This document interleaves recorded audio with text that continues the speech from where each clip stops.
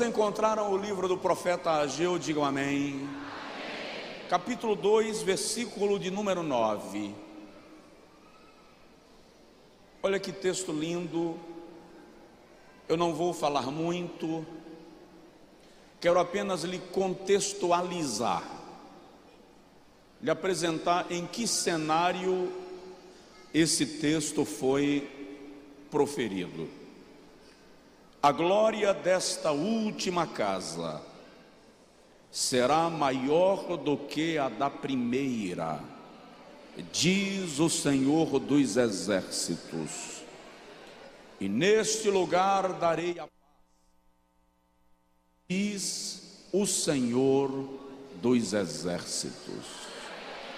Só quem crê, diga amém.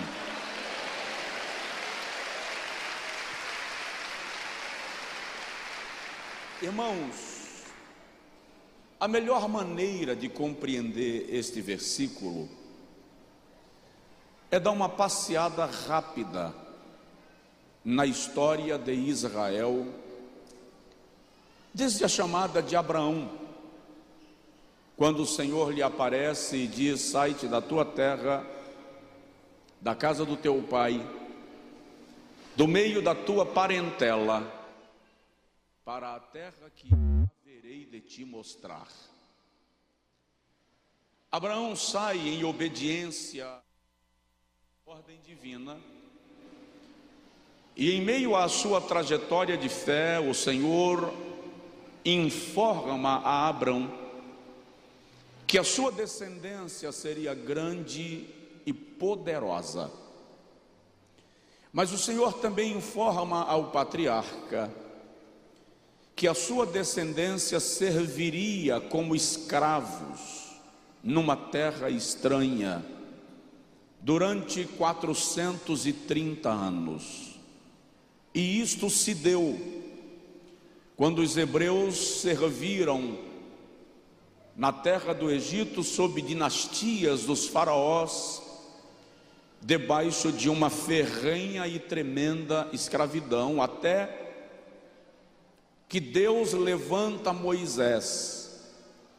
Aparece a Moisés no Monte Sinai e diz: eu sou o Deus de Abraão, o Deus de Isaque, o Deus de Israel. E como vês, eu tenho contemplado a aflição do meu povo, e o seu clamor chegou até mim. E o Senhor diz a Moisés: vai tu, pois, Moisés, e livra a Israel da casa da servidão. É um período conhecido à luz da Bíblia pela maioria dos leitores comuns da Bíblia Sagrada. Israel é retirado do Egito com mão forte e com o braço de Deus estendido para lhe livrar. E depois de 40 anos peregrinando no deserto, habitando em tendas, comendo do manar que o Senhor fazia cair do céu, Israel entra na terra de Canaã, liderado por Josué, sucessor de Moisés. O trabalho de Josué, mais do que levar o povo à terra, foi o trabalho de conquistar a terra, repartir o território entre as tribos e organizar Israel como nação. Depois da morte de Josué, Israel é governado, guiado e liderado por cerca de 480 anos por juízes diversos, que o Senhor levanta para julgar a terra e para conduzir o seu povo de acordo com a lei do Senhor. O último dos juízes foi Samuel, e é no tempo de Samuel que Israel clama por um rei, porque as demais nações também tinham reis, e Israel queria ser semelhante a elas. O primeiro rei ou governador estabelecido sobre Israel foi Saul, que reinou 40 anos sobre Israel e encerrou o seu reinado de maneira mal sucedida, tendo cometido um suicídio com a arca de Deus despatriada. A arca estava em território filisteu, na fronteira entre as duas nações. Davi, tudo isso é para você compreender Ageu. Davi assume o trono de Judá e Benjamim, e depois de alguns anos reinando sobre Judá e Benjamim, Davi se torna rei de toda a nação, e aquele é um tempo de glória para Israel. Davi era um líder respeitado pela sua história de batalhas, por suas vitórias. Durante o reinado de Davi, todos os inimigos de Israel foram exterminados completamente.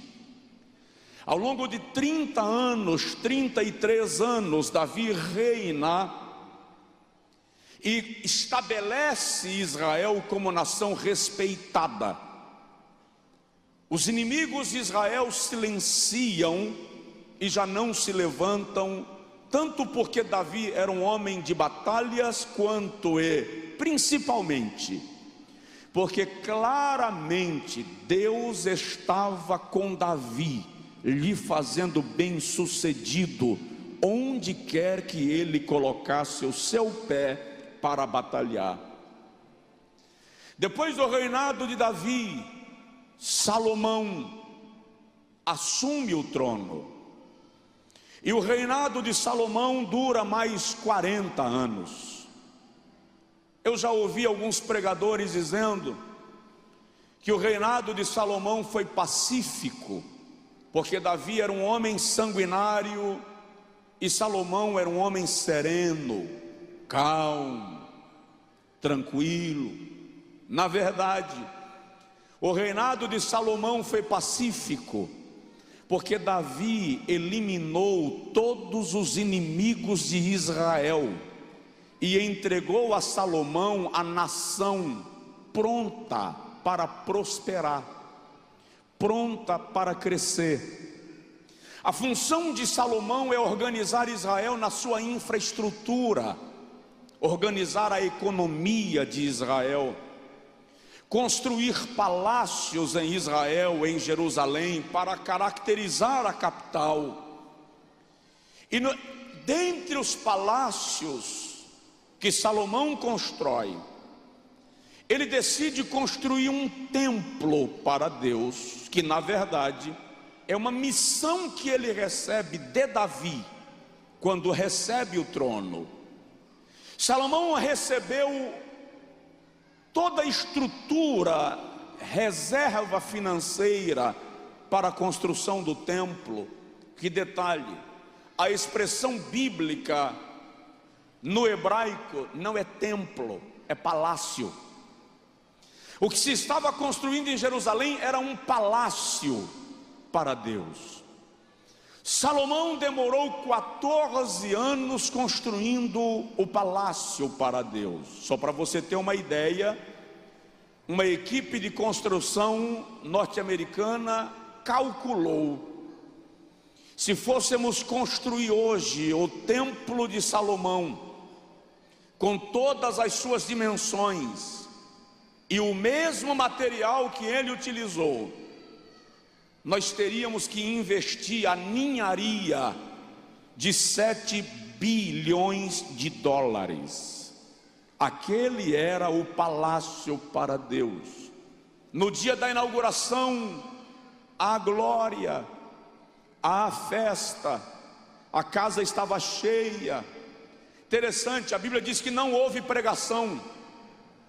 Segundo o livro das Crônicas, capítulo 5, versículo 13 e 14, diz que quando o coral terminou de cantar e a orquestra terminou de tocar, a glória do Senhor encheu a casa de maneira que os sacerdotes não conseguiam se colocar de pé, por causa da presença da glória do Senhor. Aleluia!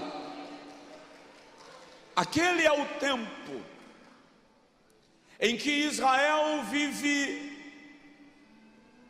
sua era de ouro, vamos assim chamar.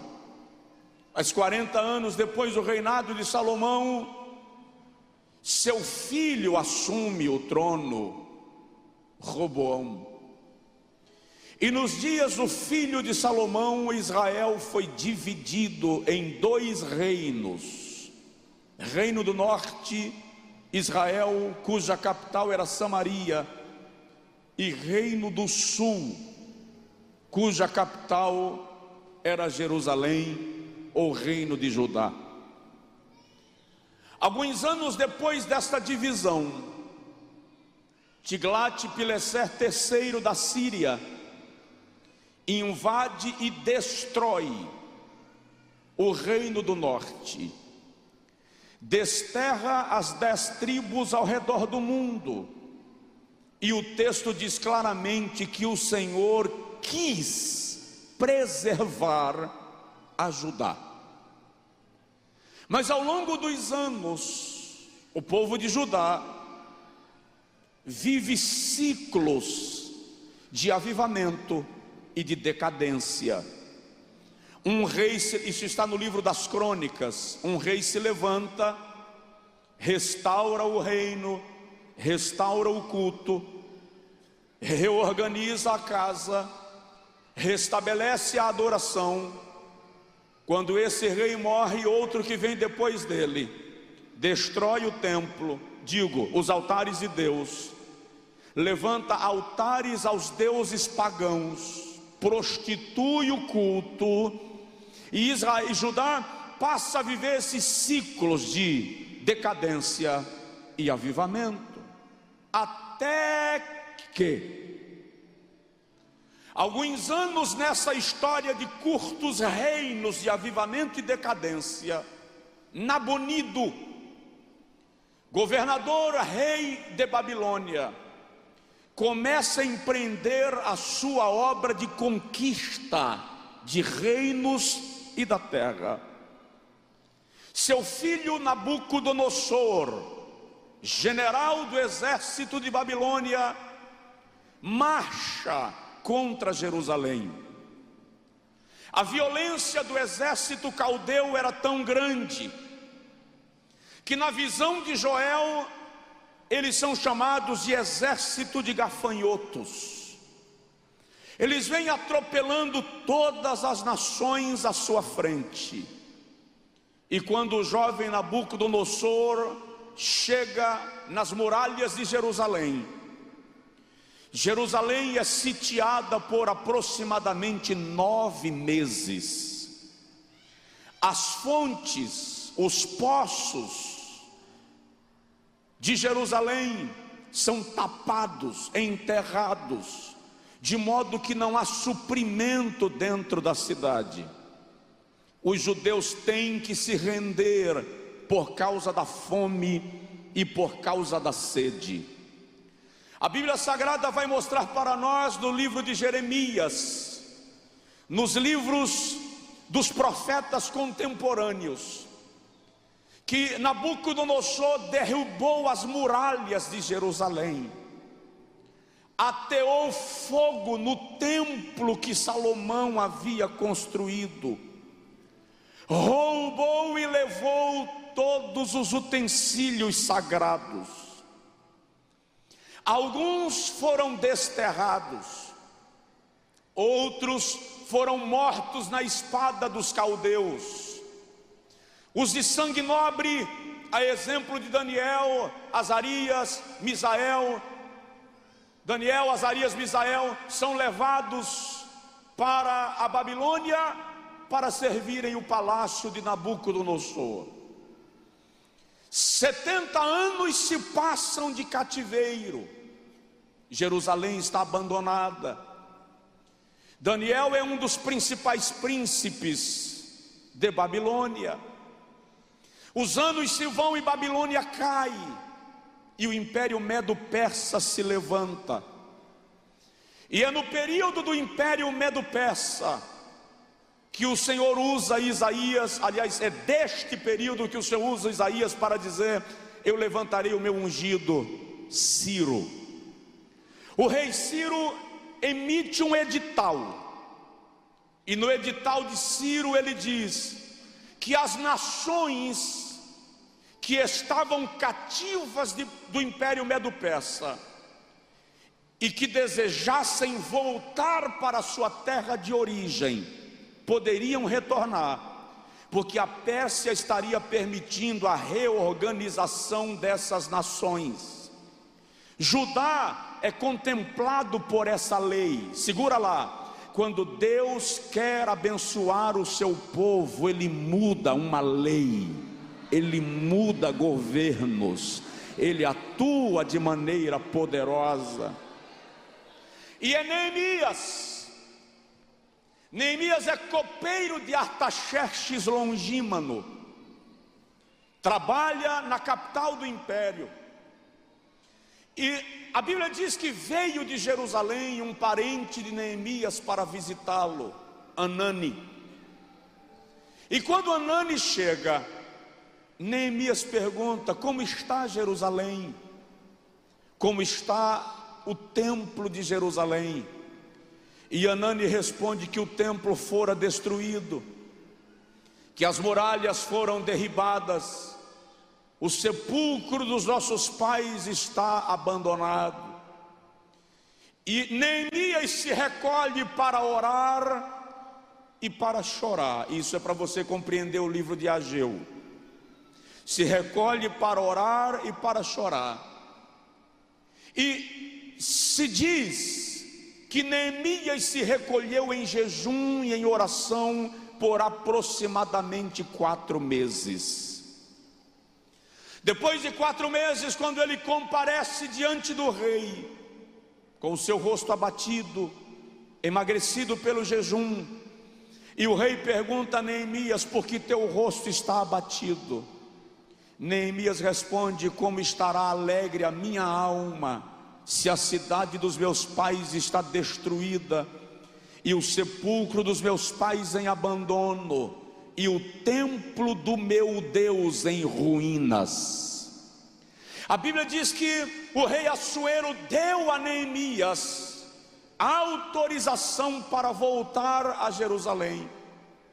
E eu gosto desse texto, porque Neemias olha para o rei Nabucodonosor. Ele está tão empolgado com a volta a Jerusalém, que ele diz assim: se o Senhor me der autorização para voltar, não vai custar nada aos cofres da Pérsia, do Império Medo-Persa. O nosso Deus é poderoso para nos guardar e para nos guiar. Aí o rei diz: então vai. Só que quando todo mundo se move para ir, a Bíblia diz, capítulo 8, que Neemias ficou preocupado. Preocupado com quem? Ele diz: com as nossas mulheres e com os nossos filhos, porque na volta para Jerusalém eles teriam que passar por territórios inimigos. Aí Neemias diz assim: eu tive medo, eu tive vergonha de pedir ao rei escolta para a nossa viagem, porque eu lhe havia dito que o nosso Deus nos protegeria. Aí o versículo 23 do capítulo 8 diz assim: nós, pois, oramos e jejuamos e pedimos isto ao nosso Deus, e Ele se moveu pelas nossas orações. Aleluia, glória a Deus. Os judeus voltam a Jerusalém. Neemias reconstrói as muralhas, Zorobabel reconstrói a cidade e o templo, Esdras restaura o culto. Deixa eu agilizar. Esdras restaura o culto. Só que no período da construção das muralhas, se levantam Sambalate, Tobias e Gesem e começam a perseguir a obra.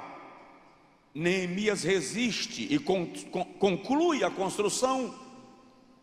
No período da construção do templo, há um desânimo generalizado, tanto pelo medo dos inimigos, quanto pela mentalidade escrava. O povo se afasta da construção do templo. A casa de Deus foi abandonada. O culto perde a força. O avivamento arrefece. É neste cenário que Deus levanta o profeta Ageu. No momento que a obra parou da construção do templo, uma análise da cronologia vai revelar que o templo ficou parado por 10 anos. Os espinhos já tomavam conta da construção, que já se tornavam ruínas. Então Deus levanta Ageu e diz assim: é lícito, é hora de vocês habitarem em suas casas luxuosas, em vossas casas forradas, de piso batido, com os vossos jardins planejados, enquanto a minha casa está em abandono. O Senhor, usando Ageu no capítulo 1, diz: por isto vocês plantam e não colhem, e quando colhem, o que colhe não é suficiente, o vosso salário não dá para nada, o que vocês ganham parece que é posto num saco furado. Deus está dizendo que Judá estava enfrentando uma crise econômica, porque as coisas de Deus estavam abandonadas. Presta atenção nisto. Quando o povo de Deus abandona as coisas de Deus, a crise bate na porta. Então o Senhor, usando Ageu, diz: ide, subi ao monte, trazei madeira, edificai a minha casa, e dela eu me agradarei, e eu serei glorificado. Preste atenção, ao contrário do que muita gente pensa, a casa de Deus não é para ser tratada de qualquer maneira. Digo isso porque eu já vi gente falando: o templo do Espírito Santo somos nós, então as 4 paredes não significam nada. Está enganado. Desde agora estarão postos os meus olhos e atentos os meus ouvidos à oração que se fizer neste lugar. Aleluia. Então eles começam a reconstruir o templo, voltam à obra. Só que tem um problema: Ageu está lá, Ageu é profeta daquele tempo. Quando terminaram a construção do novo templo de Jerusalém, os velhos, os idosos, que conheceram o templo de Salomão, ficaram tristes. Quando terminou a reconstrução do templo de Jerusalém, os idosos que conheceram o templo de Salomão e lembravam da grandeza do templo de Salomão, começaram a chorar, ficaram tristes. Por quê? Porque não é tão grande como o primeiro, não é tão poderoso, nobre como o templo de Salomão. O de lá tinha ouro, o daqui é de pedra bruta, o outro era de engaste, de marfim, as pias eram de ouro, os de agora são pias de madeira. Era muito mais pobre do que o primeiro. Então a construção do segundo templo, em vez de ser motivo de festa, começou a ser motivo de choro e de tristeza. É por esta razão que o Senhor levanta Ageu e diz assim: não se preocupem com a estrutura física da casa, a diferença não está no ouro. O Senhor está dizendo assim: não é o ouro que me atrai, porque meu é o ouro e minha é a prata.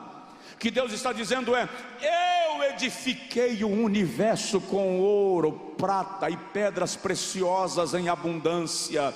Então não chorem, porque esta casa é menor do que a primeira, porque eu vos digo que a glória desta casa será maior do que a glória da primeira casa.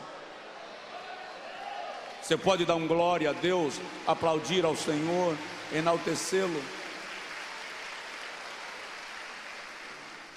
Por isso esse versículo, por esta razão essa expressão. E aí em 10 minutos mais, eu quero lhe trazer 5 promessas que estão nesse texto e que o Senhor faz acerca desta segunda casa. A primeira promessa que eu quero destacar está no versículo 4. Ora, pois, esforça-te, Zorobabel, diz o Senhor, e esforça-te, Josué, filho de Josadaque, sumo sacerdote, e esforçai-vos todo o povo, e trabalhai, porque eu sou convosco, diz o Senhor. E eu gosto, presta atenção nisto, eu gosto muito quando há alguns casos na Bíblia que Deus diz assim: eu estou convosco. Mas tem alguns outros casos muito especiais que ele não diz eu estou, ele diz eu sou com vocês. É como se Deus dissesse: eu não estarei aqui por temporada, eu não estarei aqui por uma época, eu não estarei aqui apenas enquanto vocês estiverem vivendo momentos bons.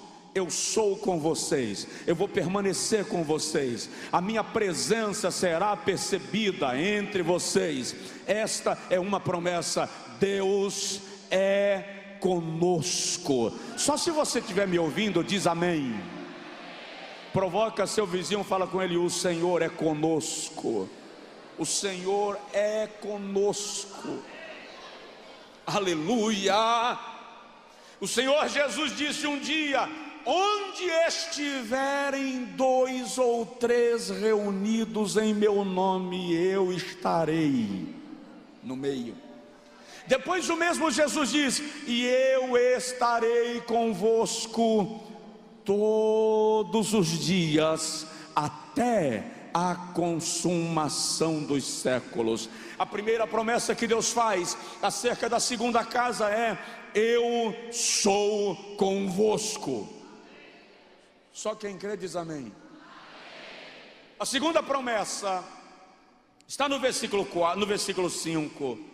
Segundo a palavra da aliança que fiz convosco, quando saístes do Egito, olha lá, o meu Espírito permanece no meio de vós. Você não está me ouvindo? Não, não é possível que você esteja me ouvindo. Você está me ouvindo lá atrás? Está me ouvindo? Espera aí. Olha o que o Senhor está dizendo: o meu Espírito permanece no meio de vós. E você permanece calado? Ei, isso aqui não é gol do Flamengo, isso aqui não é gol do Vasco, do Vitória, do Bahia. Isso aqui é Deus, Jeová, o Senhor dos exércitos, dizendo: o meu Espírito permanece no meio de vós.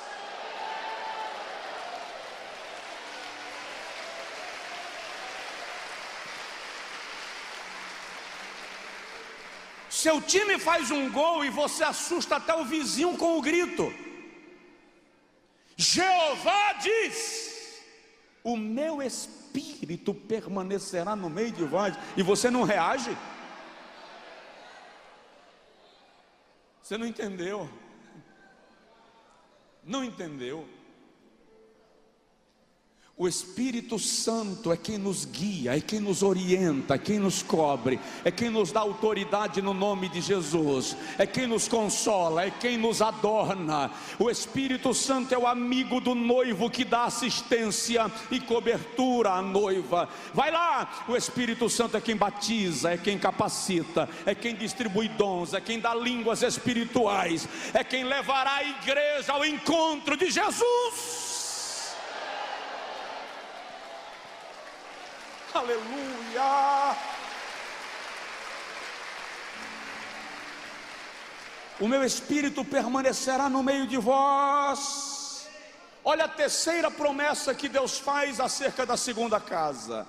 Versículo 6: porque assim diz o Senhor dos exércitos: ainda uma vez, daqui a pouco, farei tremer os céus e a terra, o mar e a terra seca. O que Deus está dizendo aqui? Ele está dizendo: eu vou fazer coisas assustadoras, eu vou fazer coisas grandiosas, eu vou fazer coisas extraordinárias. A terra vai tremer, o mar vai balançar, porque eu, o Senhor, vou fazer coisas grandiosas no meio do meu povo.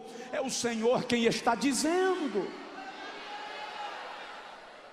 Farei tremer os céus e a terra, o mar e a terra seca. Provoca o seu vizinho, fala com ele assim: tem coisa grande vindo aí. Aleluia, aleluia, aleluia. Só quem crê adore, só quem crê celebre, porque as comportas dos céus serão abertas. Deus vai fazer coisas contigo, Deus vai fazer coisas conosco, que nós mesmos vamos ficar assustados, estupefatos, porque a sua glória virá sobre nós.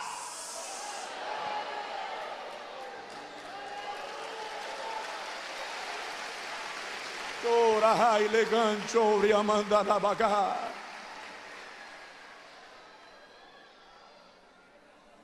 Vamos lá.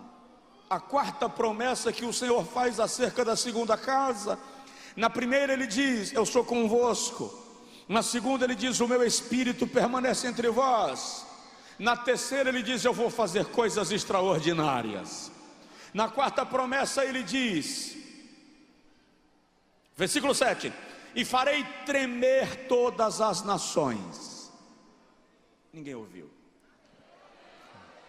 Farei tremer todas as nações. Vou te explicar. Deus está dizendo assim: o mundo vai ouvir falar de vocês.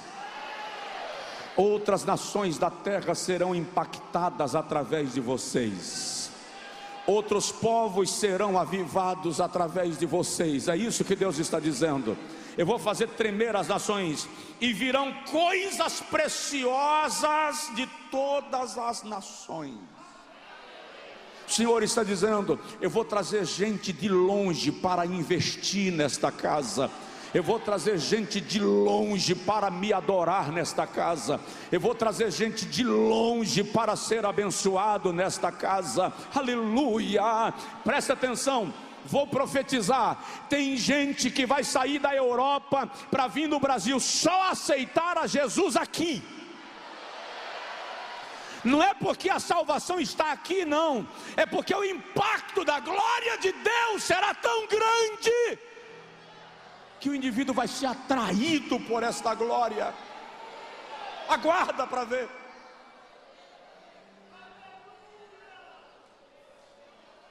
Aleluia, aleluia, glória a Deus. As coisas preciosas das outras nações virão.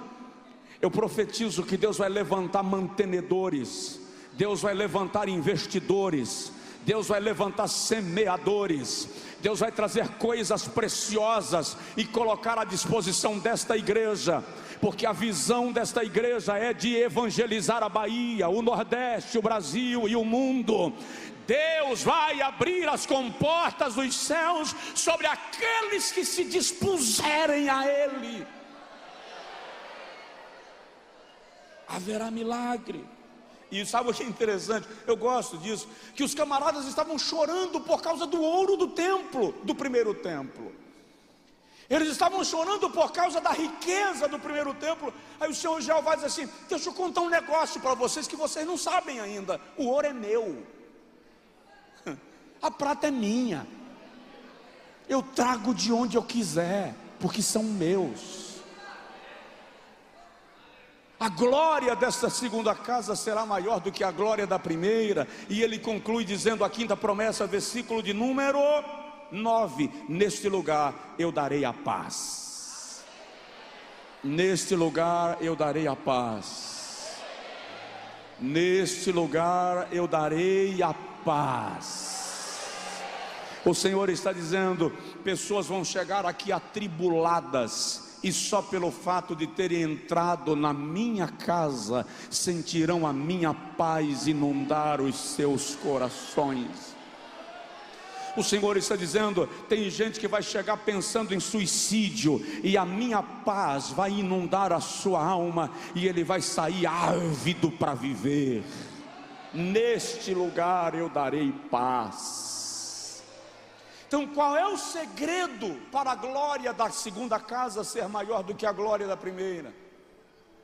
Eu sou convosco, o meu Espírito permanece no meio de vós, eu vou fazer tremer os céus e a terra, eu vou trazer as coisas preciosas das outras nações, e neste lugar eu darei a paz.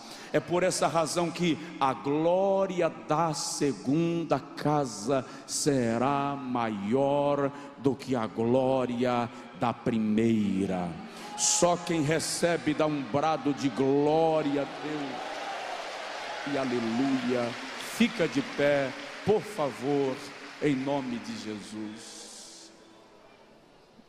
Provoca o vizinho e fala com ele: a glória será maior.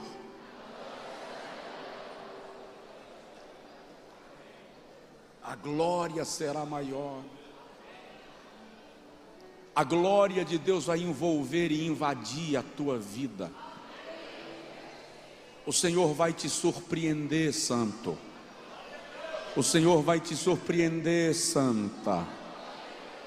O Senhor vai fazer coisas que você não planejava, porque Ele tem o controle de todas as coisas. E olha, a minha alma está vislumbrando um grande avivamento espiritual. A minha alma está vislumbrando um mover extraordinário de Deus na sua igreja neste país. Eu vou usar uma expressão que parece jargão, mas não é. De vez em quando estou orando, sinto cheiro de chuva. Está um lixo, o mundo que nós estamos vivendo está um lixo, está uma bagunça, mas eu estou sentindo cheiro de chuva. Cheiro de chuva, só sabe disso quem já morou na roça, irmão. Quando chove, o cheiro de terra molhada é diferente, e de vez em quando eu sinto cheiro de terra molhada. Vai haver um grande avivamento espiritual sobre a igreja de Deus, sobre este país, aleluia. A unção do Senhor vem sobre nós.